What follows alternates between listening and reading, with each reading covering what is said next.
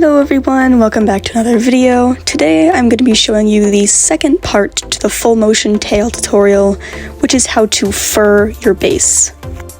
And once again, as always, this is being recorded on a phone, so try to bear with me if anything is not up to perfect 10 out of 10 quality. The first thing you're of course going to need is your tail base. Lay it out on the floor, and then start to cover it in saran wrap. Not too tightly, and don't do too many layers. We want to keep it as loose as possible. I've made sure that it is fully saran wrapped at least on one side. If you have a non-symmetrical pattern, then you're going to want to make sure that it is fully wrapped on both sides. This template is not, so it is not needed. Your next step is to get some duct tape and scissors. Something I do recommend is that you have a different pair of scissors that you use to cut duct tape instead of, say, the same scissors you would use to cut fabric, because you will get stickiness around the blade and it will kind of ruin your scissors. So, have a different pair of scissors on hand. The first thing I'm going to do is kind of tape down all of the edges of the saran wrap where it was not laying perfectly flat to give it some more cleanness. I guess it just makes it easier and less annoying when you're fully duct taping the entire thing. You're also going to tape a middle line first. Go around the edges, or at least where the middle of your tail is, to get that one side. Again, if it is not a symmetrical pattern, do it on both sides. I just find it easier to make a middle line as a start, to see where you're going.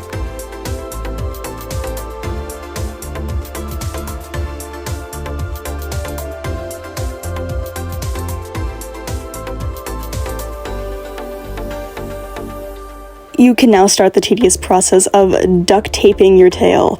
Use smaller pieces in curved edges to get it as flat as possible. This does take a good amount of time, so keep that in mind. Another thing you may realize is that you do not need as much duct tape as you might think you need, but I would say about at least one roll of duct tape will get you pretty much all the way there, depending on how massive your tail is. But just tape to that middle guideline that you made, which will give you a perfect half of your tail to work with.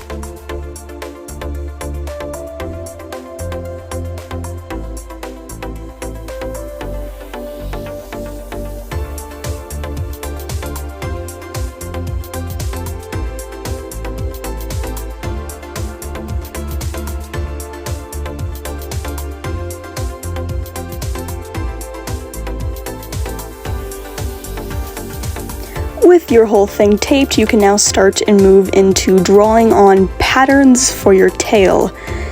This can be whatever you want it to be, it's fully free reign. I start by once again drawing out my middle line, just to again know exactly what that half of my tail is, to give me a better idea of where to put all my markings. Another thing to do is any extra parts like fins, make sure you draw a line of those separate, as all of those need to be cut off as separate pieces. And also do not forget to put dash marks on all of your markings so you know how to put them back together later.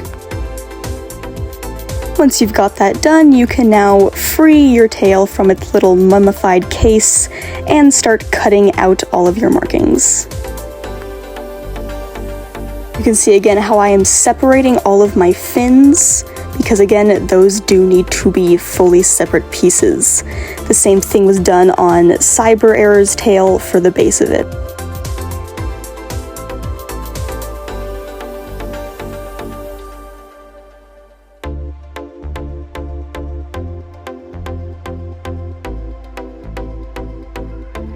Also, something to note with pieces like this that are cone-shaped, this is how you flatten them.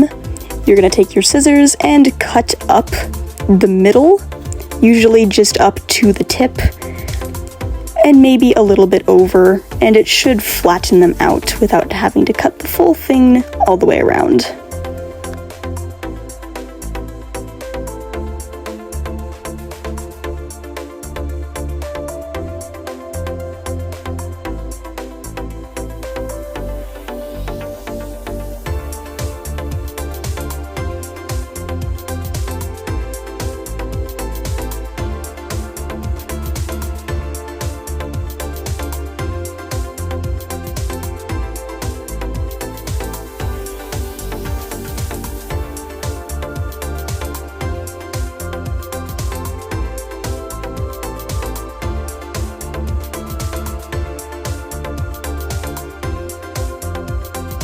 Now with all of your pieces cut out, you can go and transfer all of those to fur. Make sure that all of them fit on your tail, and then sew them all together. As you can see, I have left my main tail fin entirely detached, and my top fins have only been sewn down on one side. The other side has been left open. Do not fully sew them together. It will make it a lot easier to put it on your base. When it comes to actually putting it on your base, this can take a lot of just pushing and pulling, and it'll take a while. There's no really correct, perfect way to do it. You just gotta go slow and slowly slide it on there.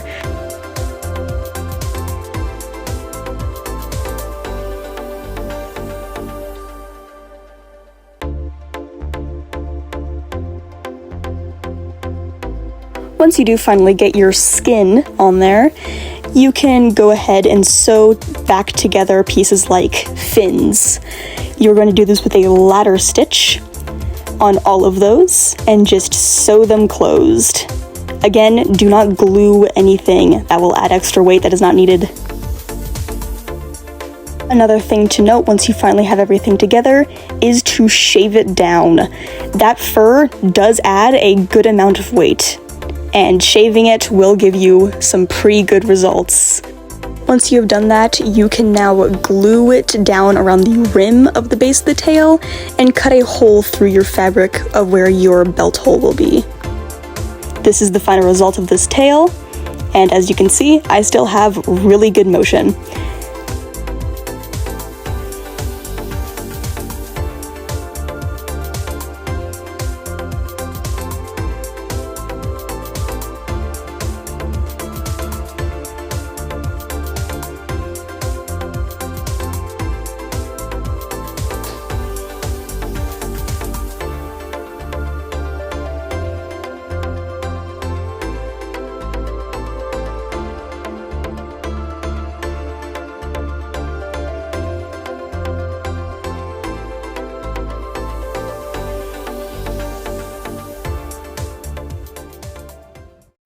But wait, what if I have now furred the tail and it is still either lost its motion or it is drooping down a lot? Well, something you might note is that usually the fur is not the problem. There is most likely something wrong with the base of your tail instead. Some needed dimensions for full motion tails is that I say that not a single part of the tail should be under an inch thick. And the base of your tail, depending on the size, should be somewhere between 3 to 4 to 5 to 6 inches thick. I'm going to use this tail as a good example that shows some pretty common issues that a lot of people have when they do their first attempt at making tails like this. Starting with some of the more obvious issues is that the tip of the tail connected to the tail fin is incredibly thin and clearly will not support any weight. And then also the transition of thickness from the base to the tip is very uneven, and just the overall thickness versus the size does not correlate together. But do not fret, as these are all relatively common mistakes that I have seen that people do make. If you have not already watched part 1, where I show proper dimensions and how to properly do the base without having these issues, please do go ahead and watch that. But that is the end of this video. I hope you all enjoyed, and I will see you all next time!